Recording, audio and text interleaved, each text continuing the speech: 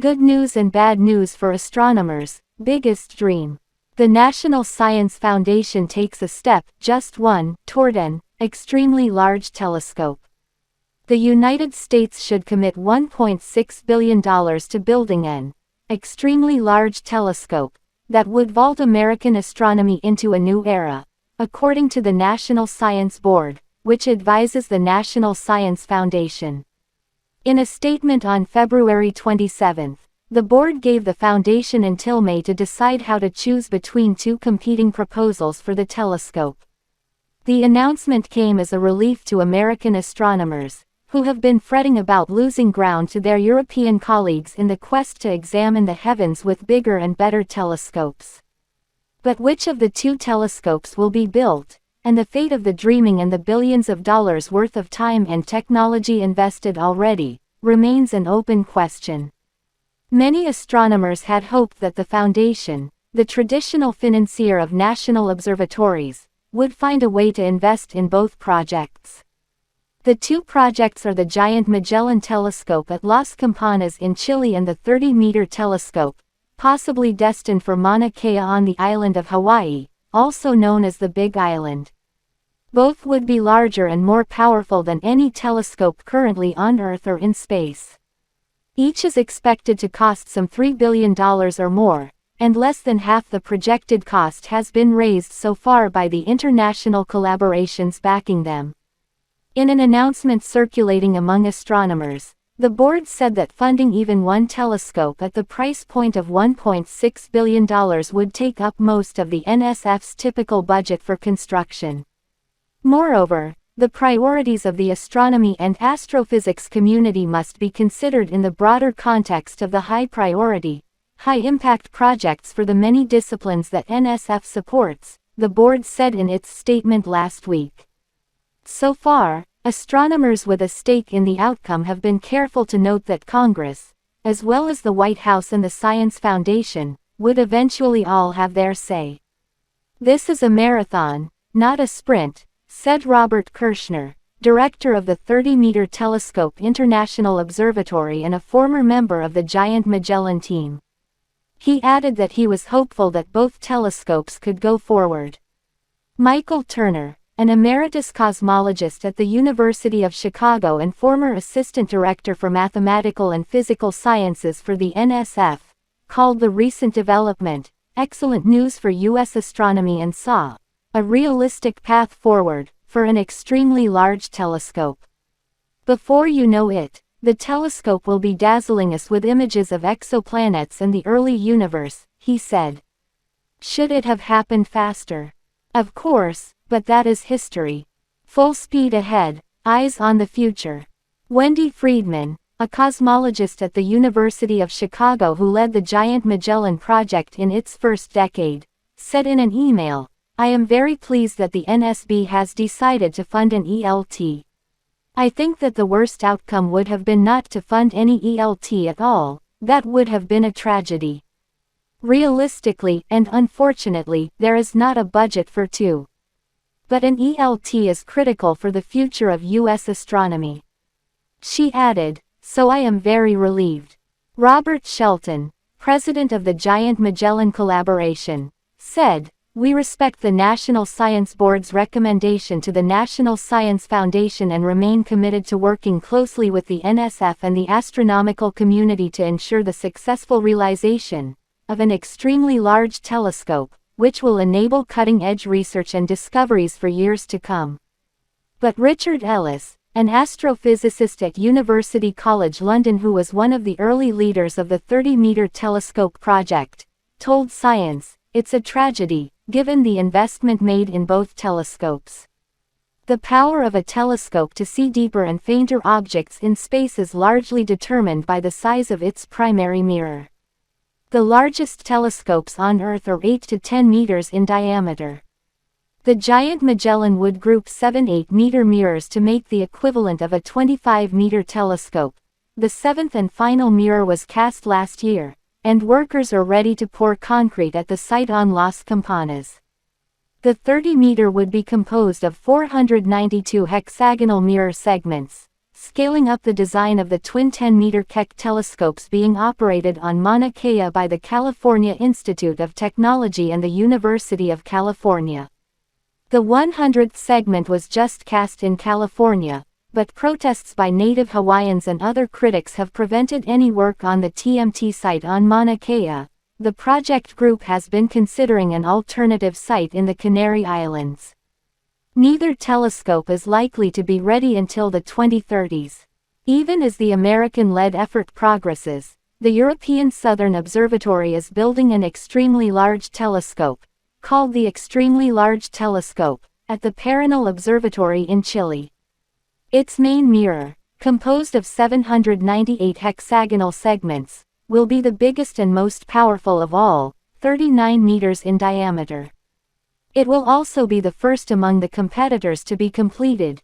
European astronomers plan to start using it in 2028. If the effort is successful, it would be the first time in a century that the biggest functioning telescope on Earth is not on American soil. Both the Giant Magellan and the 30-meter telescopes are multinational collaborations headquartered a few miles apart in Pasadena, Calif. Support from the NSF has been a point of contention between the two groups from their beginnings 20 years ago. In 2019, the two groups agreed to join forces to create an American ELT program, under the purview of the National Optical Infrared Research Laboratory in Tucson, Arizona, that would allow American astronomers to utilize both telescopes. Astro 2020, a blue ribbon panel of the National Academies of Science, endorsed the proposal, calling it the top priority in ground-based astronomy for the decade. The panel recommended that the Science Foundation chip in $1.6 billion to buy part ownership in one or both of the telescopes. But the costs of these telescopes has continued to rise, and $1.6 billion doesn't go as far as it once did. And the wheels of the scientific community and the federal government turn slowly. That process takes 3 to 5 years, said Linnea Avalone, Chief Officer for Research Facilities at the NSF. We've been engaged for just a bit over a year. I don't think we're dragging our feet. I don't think we're not being aggressive. She added that the foundation was being very good stewards of the taxpayers' money. Did she see a risk to the United States not funding an extremely large telescope of its own? That's a good question, better answered by astronomers. Drive. Avalone said. NSF board approves funding for just one of two proposed giant telescopes. Decision means National Science Foundation faces difficult choice between proposed instruments. For several years, U.S. astronomers have hoped the government would help build a pair of giant ground-based telescopes.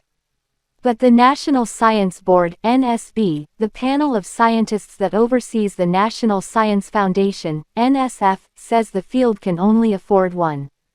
At a meeting on the 22nd of February, NSB capped the budget of the U.S.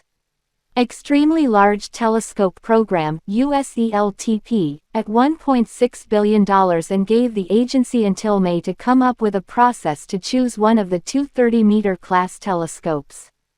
With a rival European telescope rapidly taking shape on a mountaintop in Chile, the NSB decision is a relief to those who want U.S. astronomy to unite behind a realistic plan and catch up. I think the decision was long overdue, says John Monnier of the University of Michigan. But for Richard Ellis of University College London, it's a tragedy, given the investment made in both telescopes.